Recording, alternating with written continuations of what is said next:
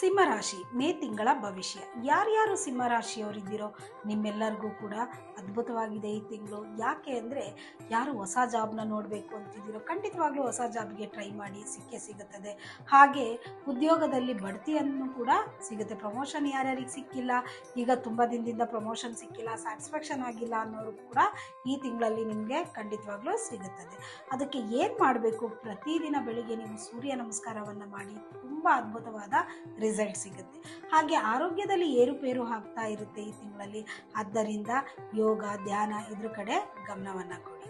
ಹಾಗೆ ನಿಮಗೆ ಯಾವುದೇ ಒಂದು ವಿಷಯದಲ್ಲಿ ಹೋದರೂ ಕೂಡ ಸ್ಪರ್ಧಾತ್ಮಕವಾಗಿ ಚಿಂತನೆಯನ್ನು ಮಾಡಿ, ಅದ್ಭುತವಾದ ರಿಸಲ್ಟ್ ಅಂತಲೇ ಹೇಳ್ಬೋದು.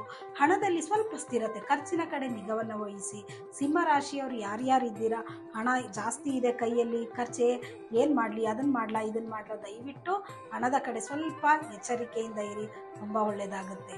ಸಿಂಹರಾಶಿಯವರಿಗೆ ನೋಡಿ, ಗೋಧಿ ದಾನವನ್ನು ಕೊಡಿ. ದೇವಸ್ಥಾನಗಳಿಗೆ ಹೋಗಿ ಗೋಧಿ ದಾನವನ್ನು ಕೊಡಿ. ಬೆಳಿಗ್ಗೆ ಬೇಗ ಎದ್ದು ಸೂರ್ಯ ನಮಸ್ಕಾರ ಮಾಡಿ, ಸೂರ್ಯನಿಗೆ ಒಂದು ಜಲಾಭಿಷೇಕವನ್ನು ಮಾಡಿ, ತುಂಬ ಒಳ್ಳೆ ರಿಸಲ್ಟ್ ಬರುತ್ತೆ. ಧನ್ಯವಾದಗಳು.